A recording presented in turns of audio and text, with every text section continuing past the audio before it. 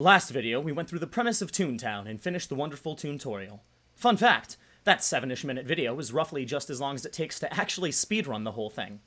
Now, unless every video from here on out is hours in length, that will never happen again.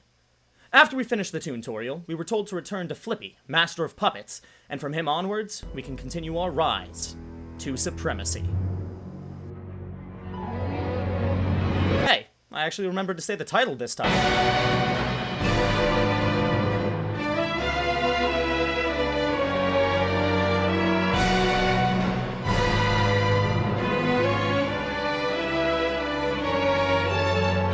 After passing what was probably a cult meeting and entering Toon Hall, Flippy tells us that we're weak, scrawny, idiot baby boys, and that we need more experience. To do that, the creators of Toontown implemented a very new age XP mechanic, so try to keep up, and feel free to replay this explanation if you didn't catch all of it. Kill things to get XP. After you do your best murder, Flippy breaks down the cog hierarchy. You see, there are 4 different classes of the corporate machine.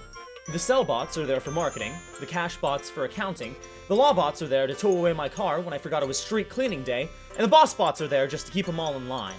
From here on out, a lot of the cog quests you'll get are either going to be type specific or cog specific, so make sure you always know what you have to take out, and make sure you're on a street where the right type is plentiful, or you'll spend a whole lot of time in task purgatory.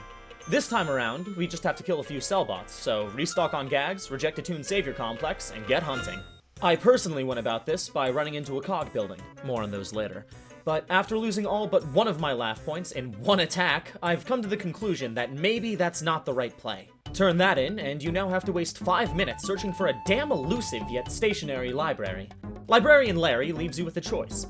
Every time you enter a new area, you get to choose the gag track that you're working to unlock as you quest through it, so there's more incentive to actually finish everything as opposed to running around aimlessly.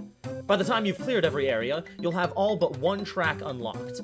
I'll go through these tracks in more detail as we see them, but the choice we're left with right now is doing damage or not doing damage.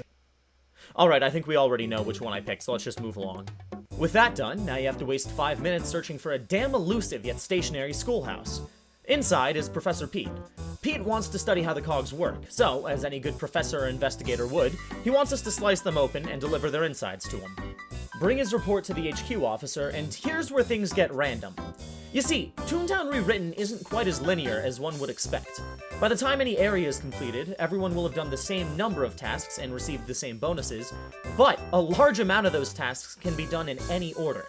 In addition, some of the tasks you get will be randomly generated, telling you to defeat some type of cog in some quantity that's fair for the area you're in. But I digress. Toontown Central knows you're still a weak, scrawny, idiot baby boy, so it barely does this. I just don't want to hear any of y'all confused about it later on, because it's all right here. Anyways, we get a quest to kill 5 cash bots, so we do that, then leave to turn it in at the Playground HQ. Even though there was an HQ right in front of me. Now, immediately after this, I would go on to attempt to continue the questline, but something happened in between then and now. Something that can't quite just go ignored. So, without further ado, allow me to tell you a little story. At this moment in time, you may realize that there's an invasion going on, where every cog is replaced by the invading type and class. We were getting invaded by robber barons, who are, in layman's terms, absolute units!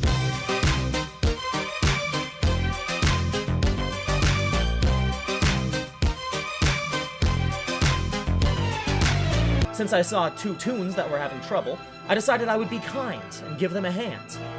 I will never make that mistake again. Last episode, I said that combat starts out simple. However, Aurora here is a lot further along than I am and has more weapons, so I'll try my best to explain. Combat works in phases, like in math. You remember PEMDAS? Yeah, this is the one time it'll actually come in use in your life, but instead of "please excuse my dear Aunt Sally," we've got Tommy tickled lizards so they stabbed him to death. Yeah.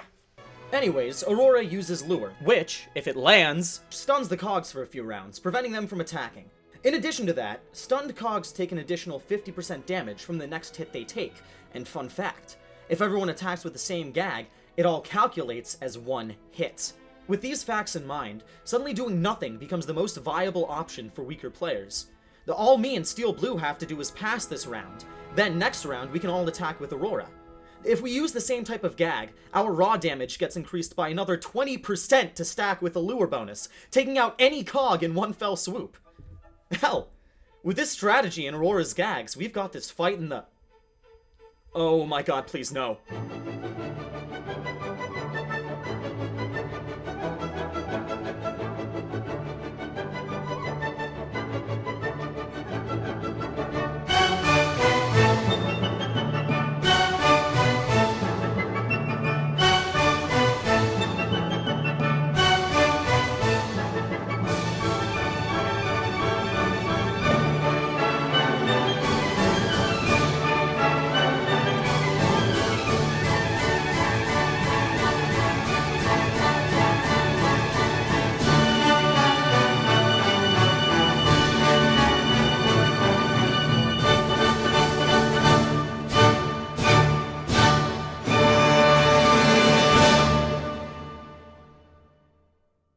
So, that happened.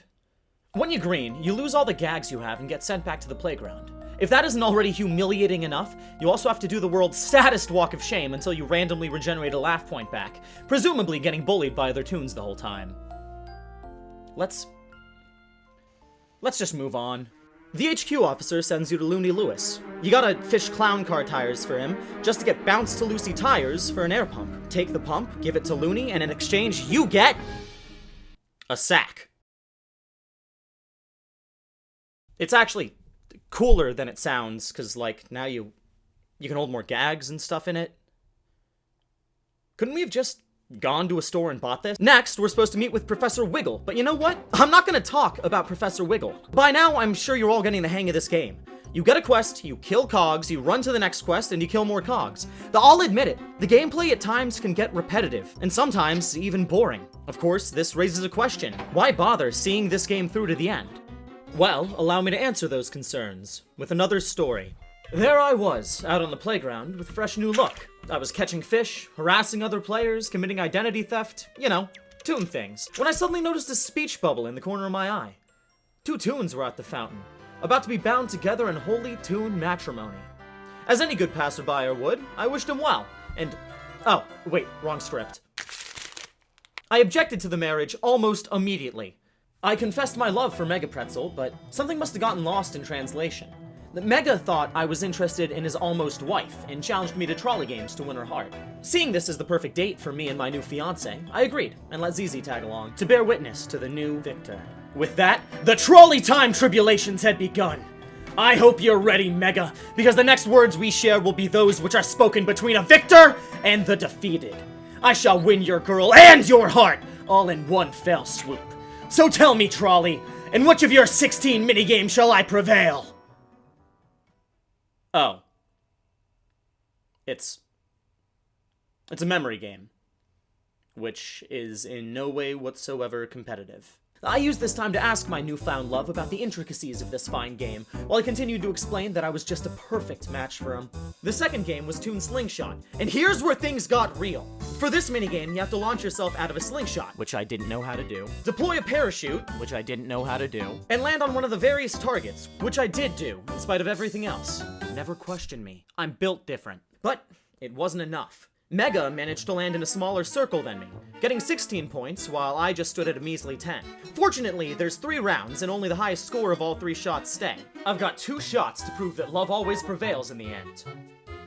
Make that 1 shot. In the final round, with tensions high, I managed to force a tie. However, nothing I ever did would have prepared me for what came next. Terrified of the tie, Mega turned to American politics to beat me. In mere moments, centuries of history flooded into his mind. Washington's inauguration, Lincoln's proclamation, JFK's assassination, everything flashed by in nanoseconds as he searched desperately for any way to defeat me. And then, he found it. With the final score painted over the screen as a 16 to 16 to 16 tie, Mega Pretzel looked me square in the eyes and declared victory anyways. Honestly, you gotta respect the hustle. I decided I'd give the dub to the chivalrous soul, and conceded. Besides, before this battle even started, I had realized there was someone else's attention that I should have been vying for this entire time. Goofy.